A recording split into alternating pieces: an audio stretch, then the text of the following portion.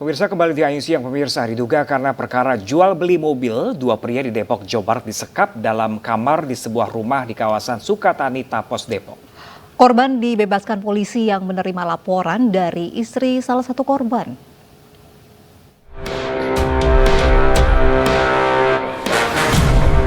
Aparat Polresta Depok membebaskan dua pria yang disekap di dalam kamar salah satu rumah di kawasan Sukatani, Tapos, Kota Depok, Jawa Barat. Polisi awalnya mendapat laporan dari istri salah satu korban yang mengakui suaminya sudah 2 hari tidak pulang dan ternyata disekap oleh seseorang. Dari hasil pemeriksaan sementara, penyekapan ini berlatar belakang jual beli mobil. Korban ternyata menjual mobil rental hingga pembeli atau pelaku penyekapan meminta uangnya kembali. Dan selama disekap, korban juga sempat dianiaya oleh pelaku.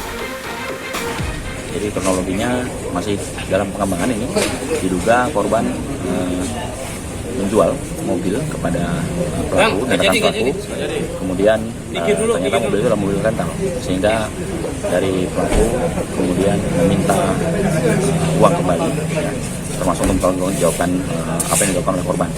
Korban diduga disekap di dalam rumah ini selama 2 hari dan juga ada dilakukan pemukulan. Polisi membawa 4 pelaku penyekapan ke Mapolres Metro Depok untuk diperiksa lebih lanjut terkait motif mereka. Polisi juga akan meminta keterangan korban terkait tuduhan pelaku terkait jual beli mobil ini. Rafael Alun Trisambodo ditetapkan tersangka kasus dugaan korupsi dan gratifikasi. Ya, setelah 2 kali memeriksa Rafael Alun, KPK menemukan unsur pidana dan alat bukti. KPK juga menggeledah rumah Rafael Alun yang berada di kawasan Jakarta Selatan.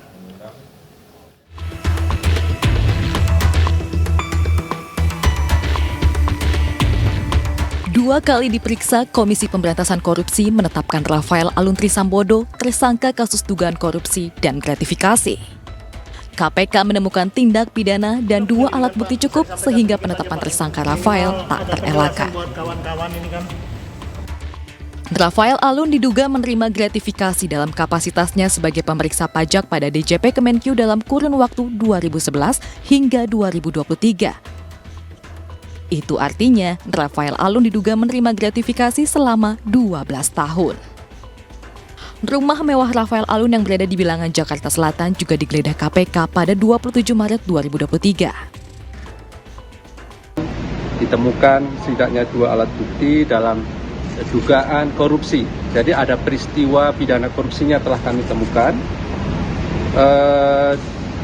Terkait dengan dugaan korupsi penerimaan sesuatu oleh pemeriksa pajak, ya, pada Direktorat Jenderal Pajak Kementerian Keuangan tahun 2011 sampai dengan 2023. KPK juga akan kembali memeriksa anak dan istri Rafael Alun setelah penetapan tersangka Rafael.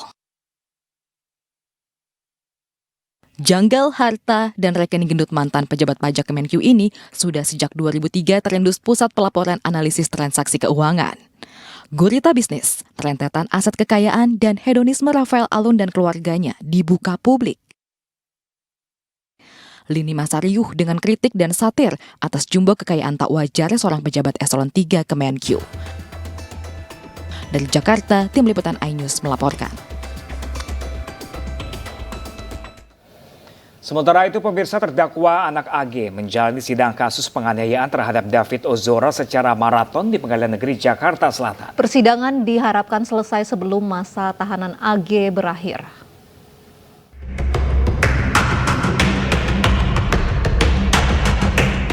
Pengadilan Negeri Jakarta Selatan hari ini menggelar sidang anak berkonflik dengan hukum AG terkait kasus penganiayaan terhadap David Ozora, anak petinggi GP Ansor. Sidang digelar tertutup dan dihadiri oleh terdakwa AG sendiri, pihak keluarga, penasihat hukum, jaksa, serta pekerja sosial yang mendampingi AG. Sidang hari ini beragenda tanggapan dari jaksa penuntut umum atas ekspeksi atau nota keberatan yang diajukan pada Jumat lalu. Kami menghormati hasil keputusan dari pihak keluarga dan kami sangat mengerti pihak keluarga apabila memang belum bisa menerima diversi ini sebagaimana diinginkan oleh pihak keluarga dari AGH. Hari ini kami sudah menyampaikan nota keberatan terhadap surat dakwaan yang diberikan oleh jaksa penuntut umum yang kami belum bisa share seperti kasus-kasus lain karena ini kasus sidang yang tertutup. Jadi oleh karena ini terdakwanya anak, maka masa penahanannya kan terbatas cuma 10 hari plus 15 hari. Artinya hanya 25 hari, makanya sidangnya kan tiap hari nanti dilakukan. Apalagi mendekati bulan-bulan kita menjelang cuti lebaran nanti sudah harus selesai nanti. Jadi penegasan saja sebelum lebaran sudah harus selesai ada ya, pokoknya intinya sebelum masa 25 hari habis. Hal ini mengacu pada ketentuan Mahkamah Agung yang menyatakan perkara harus diputus 10 hari atau 7 hari sebelum masa tahanan habis. Dari Jakarta, Muharlin, Wildan Aulia, iNews melaporkan. Dan untuk mengetahui informasi lebih lanjut jalannya sidang lanjutan AG, kita terhubung dengan rekan Giselia Nur Rahma di Pengadilan Negeri Jakarta Selatan. Giselia, apakah persidangan sudah dimulai saat ini?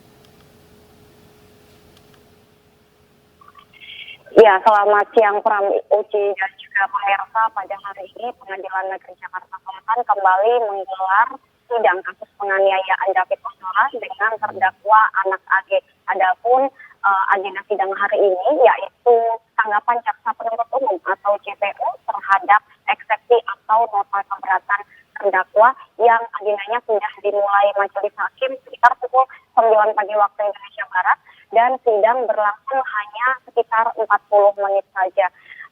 Adapun maksud kami sementara itu kami tadi juga mendapatkan informasi dari kuasa hukum AG yakni Mangata yang mengatakan bahwa jika hasil sidang hari ini yaitu jaksa telah menolak nota keberatan terdakwa dan sidang akan dilanjutkan pada hari Senin besok dengan agenda putusan selah dan pemeriksaan saksi dari pihak AG.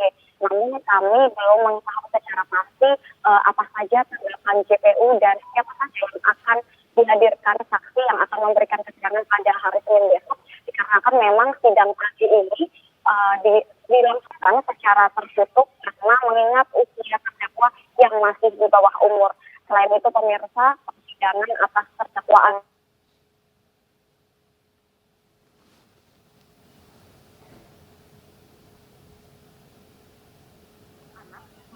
anak-anak.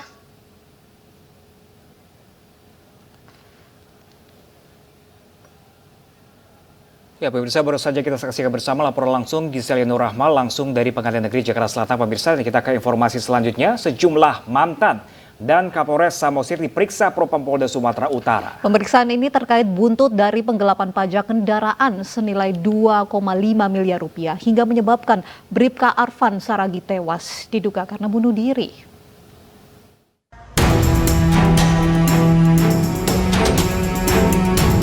Propam Polda Sumatera Utara memeriksa sejumlah mantan dan Kapolres Samosir terkait penggelapan pajak yang dilakukan Bribka Arfan Saragi dan 4 pegawai honorer Bapenda UPT Samsat yang sudah berlangsung sejak tahun 2018 hingga awal tahun 2023.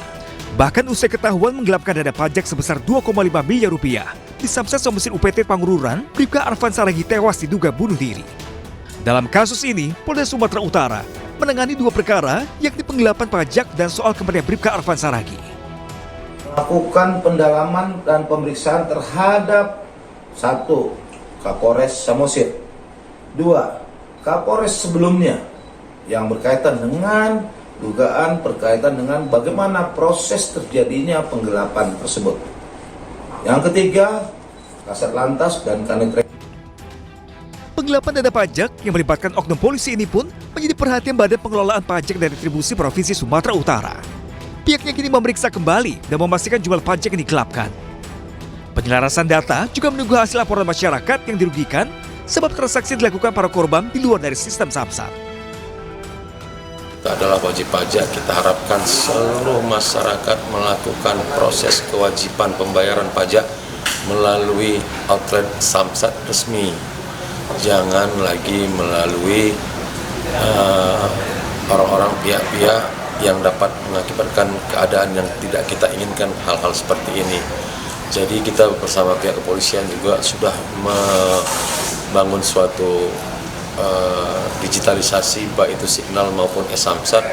Jadi dengan adanya dekatan kita dengan teknologi, sudah harus juga sekarang masyarakat berbondong-bondong ke Samsat. Sebelumnya, Bribka AS yang merupakan oknum Satlantas Polres Samosir diduga tewas usai menenggak cyanida karena ketahuan menggelapkan dana pajak. Polda Sumut sudah memeriksa beberapa saksi. Dari Medan, Sumatera Utara, Tim Liputan iNews melaporkan. Pemirsa, mantan Kapolda Sumatera Barat Irjen Teddy Minahasa dituntut hukuman mati. Jaksa penuntut umum menilai Teddy bersalah terkait kasus tukar barang bukti sabu dengan tawas.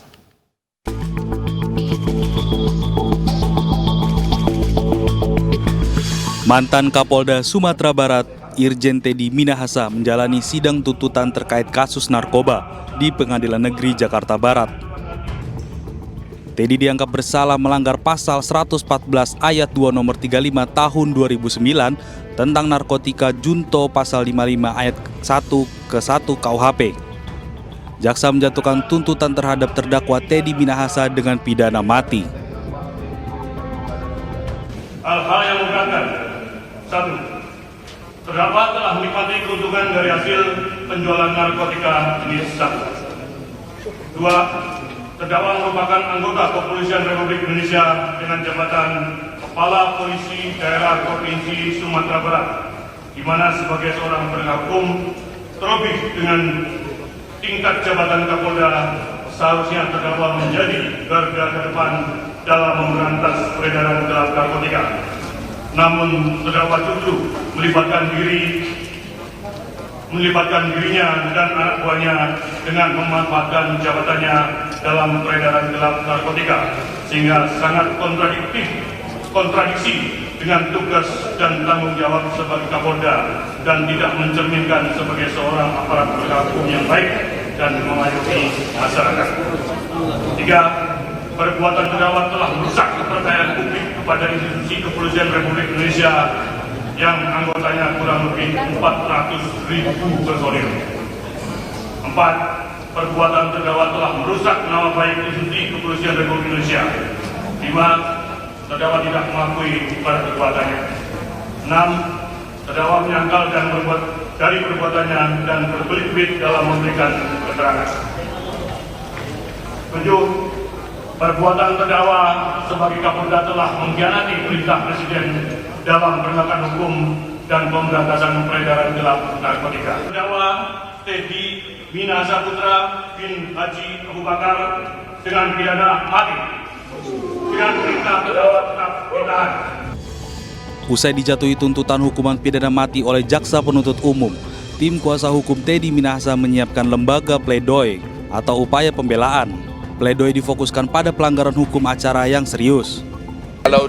Kalau dari segi hukum acara, bahwa memang surat dakwaan batal demi hukum, harus diulangi lagi kalau mau, ya. Dan itu nanti itu strategi yang kita terapkan dan jangan lupa ini kasus sampai banding, kasasi, PK, dan mungkin kalau di tingkat pengadilan negeri biasanya tekanan publik itu lebih banyak dibandingkan dengan apabila sudah banding kasasi PK. Jadi kita mengatakan bahwa pledoi kita nanti akan terutama fokus ke arah pelanggaran hukum acara yang serius. Teddy Minahasa sebelumnya didakwakan bersama-sama dengan bawahannya Dodi Prawira Negara menawarkan, membeli, menjual, dan menjadi perantara narkotika golongan 1 bukan tanaman jenis sabu hasil barang sitaan yang beratnya lebih dari 5 gram. Sabu yang diperjualbelikan itu disebut berasal dari barang bukti kasus narkoba yang disisihkan lalu diganti tawas. Pemirsa, Argentina mengajukan diri menjadi tuan rumah Piala Dunia U20 2023 menggantikan Indonesia. Informasi selengkapnya usai jeda berikut, tetaplah di iNews Siang.